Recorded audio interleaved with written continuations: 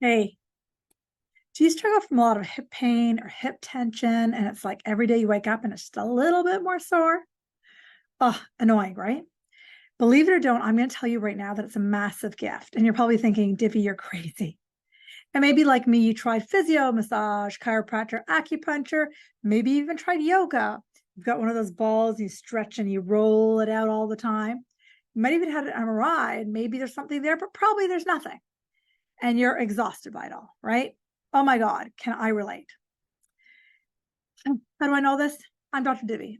I'm a family doctor. And then over the number of years of my own journey of life, I spent years teaching yoga, running yoga studios. And then I spent years teaching, being an intuitive coach. Now I work full time as a spiritual teacher, emotional teacher, mental teacher, and helping people with life problems. How does hip pain have to do with this? Well, I'm going to tell you. Let me just take you back into my life just for a quick minute. I was in my late 20s and I thought, oh God, I was a doctor and I thought, hey, life is mine. So why not? I start running. The next thing I know, I start running half marathons. The next thing I know, I start doing triathlons. And I have a bit of a type A personality. I mean, there's only a certain type of person who becomes a family doctor by the time she's 25 years of age. So, I was pretty type A. I still am a bit, but pretty type A and really go, go, go driven. And, doing all these sports overnight, I got injured. It felt like I was injured overnight. And then I went down the whole gamut from everything I just told you, chiro, physio, I did it all. And then long story short, I ended up in a yoga room and the yoga helped. Now I will say this much though, the yoga never took away the pain. I would wake up some mornings and have more discomfort or tension, maybe it would be a better word, other days with less. And I went really busy trying to figure out what this was. And that's what the video is all about. Don't worry, I'm not trying to sell you anything. I just want to share my journey with you. And maybe also, more importantly, give you an idea of what you can do, what's going on with you. And hopefully you'll leave this YouTube by going, oh, wow, let me just try that technique. Let me look a little bit more into this.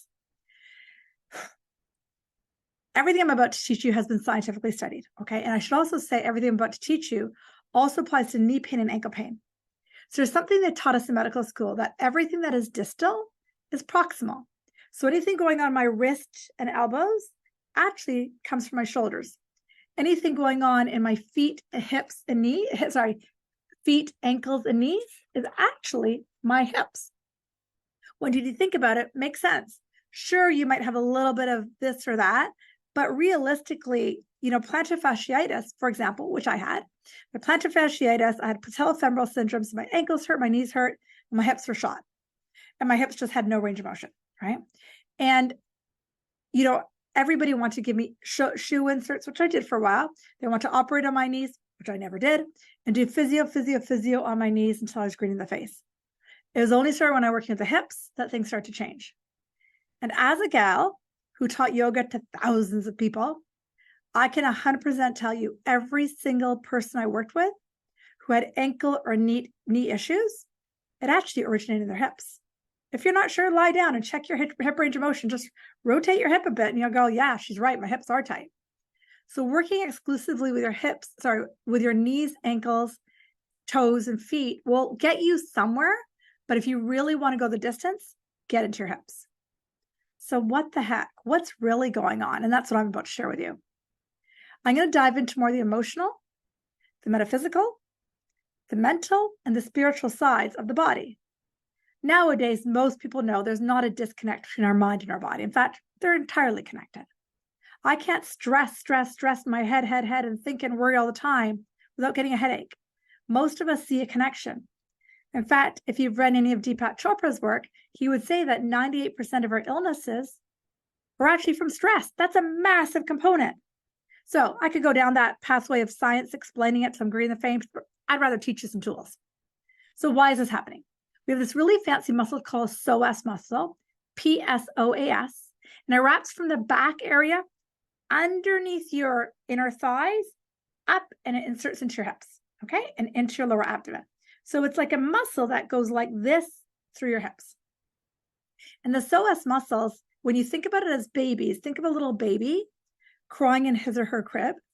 First thing they do is they draw their knees into their chest. It's an emotional response of feeling scared or sad. And what's been studied more by fascial teachers and Rolfing teachers, is the hips hold emotions such as the psoas specifically, fear, anger, sadness, worry, resentment, and so on. And you can only hold those emotions so long before they build up into your body and basically create pain. So do you remember when I started this video and I said it's a great gift, this pain? What the heck is she talking about? It's a gift because once you start to move through this emotional pain, your life starts to change. Oh, and your hips get better. So before you shut me off, I need you to know I have been in this world. I've been a family doc for over 30 years. That's crazy. And I got into this work by accident due to my own pain. And I've helped thousands of people. So before you kind of go, okay, she's an insane one, please keep listening, because maybe something I'm about to share will end up somewhere in your unconscious, subconscious, or conscious mind, and you might apply it to your life and it might change everything. So like I said, it started when I was 28. I won't tell you how old I am, but I'll tell you I graduated when I was 25, so you can do the math. And I can tell you also that the pain can go away. My plantar fasciitis has gone away. My patellofemoral syndrome has gone away. My hip pain is gone. And sure, some days I have a bit more tension than others, but the best news is that I figured out exactly what the emotion is and, more importantly, how to shift it. So that's what I'm going to dive into a bit more now. So let's get a bit general so you can understand. What I'm about to describe is, it's going to sound weird if you're brand new to this work, but they say that in the metaphysical realm, spiritual realm, we'll just jump into that realm because you haven't shut me off yet, is that we have a masculine side to our body and a feminine side. And maybe like me, I used to walk around going, why is all my pain on my left side? I used to say that. Why does everything happen on my left side of my body? Well, there's a reason. The right side is often called our masculine side. Now I need to back up a bit. If you're right-handed, like dominant right-handed, which I am, so when I speak of my own journey, I'll be speaking from a dominant right-handed woman. In the metaphysical world, if you're a dominant right-handed person, then the right side of your body is masculine and the left side of your body is feminine. If you're a dominant left-handed person, then the right side of your body is feminine and the left side is masculine. What the heck does she mean? What I mean by that is that we have thoughts and emotions that are more related to the masculine side of the brain versus the feminine side that are impacting the body. Now, you may have heard of a fabulous teacher called Louise Hay. She started that huge publishing company called Hay House. And she, if you look at her book called Heal Your Life, which is a fabulous book, she breaks down a lot of illnesses with the emotion and the thought that could come behind it with affirmations. So, for example, she says with hip pain, it's about difficulty moving forward in life. Pretty accurate in my experience, but too general. It's not specific enough. And I've worked with thousands of people. So, just knowing that I'm not moving forward in my life didn't help me. Okay. And it hasn't helped a lot of people. They wouldn't come see me if it helped them. They wouldn't take one of my classes. If they're all better, they wouldn't enroll with me.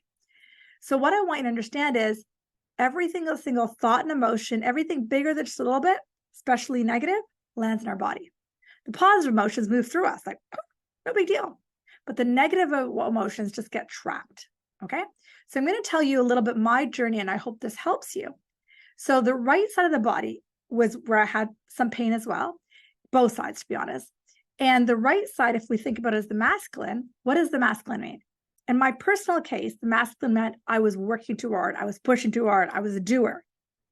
And as soon as I started to change that, the hip, the intensity of the tightness started to ease up.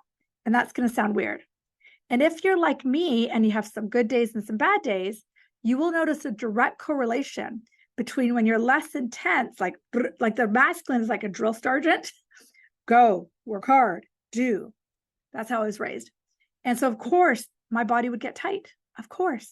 And I'll just give you some other things that tighten the masculine because that was my experience. Yours might be different.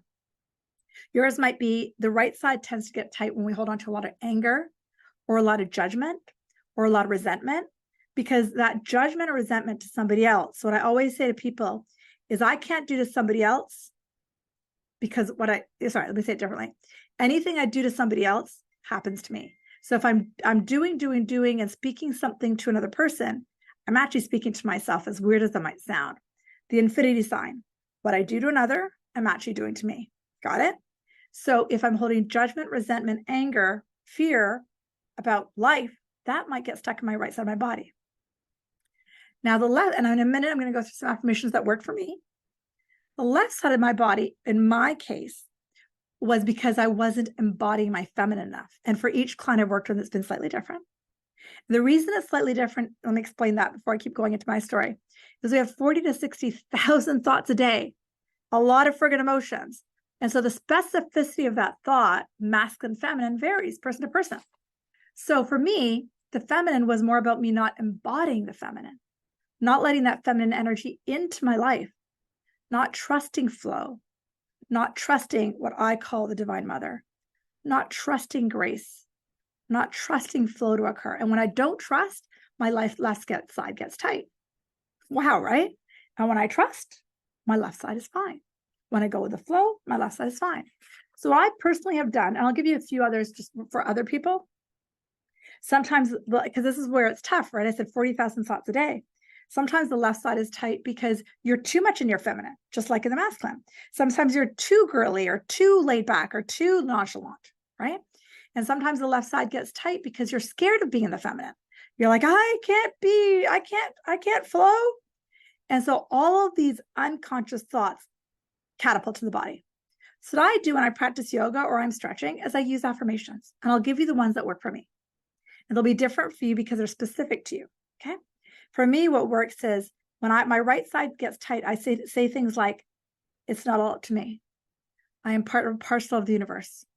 I have permission to let go. And in the moment I say that, my right side gets lighter. For my left side, I say things like, I know who I am in truth. Me and my divine mother are one. My feminine divine mother is who I am. And again, they might sound a bit weird, but the more I started tweaking them, they worked for me. And I've, in classes I teach, I create affirmations for each person, depending on what's going on with their body. But what I want you to know is I'm sitting here, embarrassing to say, more than 25 years after all of this pain started. And it has been quite the journey for me. And why did it take me that long? Well, I'm a bit thick-skulled, but it was also a spiritual and emotional journey. And what I do now is help people make that faster for them. I teach classes and workshops and stuff to help them. But even if I've never met you in my life, I hope what I taught you today helped you, because we are not meant to be in pain. Our hips are not meant to hurt all the time. We are not meant to every step have pain shooting through our body. We are meant to be pain-free and liberated. So I hope that helped you, and I'm going to send you lots of love. If you ever want to contact me, my website is www.drdivi.com. Sending you lots of love.